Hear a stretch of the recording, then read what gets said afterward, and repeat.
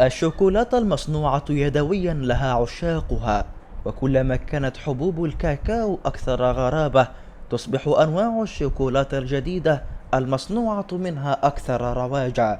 يسافر صانع الشوكولاتة الجدد إلى الغابات البعيدة بحثا عن حبوب الكاكاو النادرة وأساليب الزراعة المستدامة.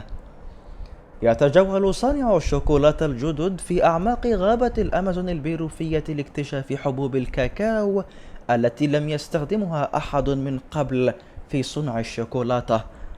أي شخص يشتري هذه الأصناف ينتمي إلى مجموعة صغيرة تضم نخبة محبي حبوب الكاكاو النادرة، ولكن هذا الميل إلى الرفاهية له فوائده أيضا.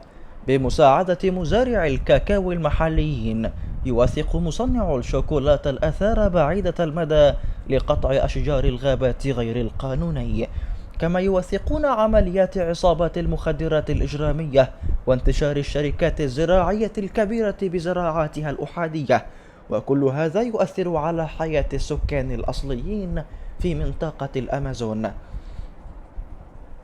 هل سينجح صانع الشوكولاتة في إقناع العملاء بإنفاق أموال أكثر على منتجات تساعد على حماية سبل عيش مزارع الكاكاو وشراء شوكولاتة منتجة بشكل مستدام ورفيقة بالبيئة؟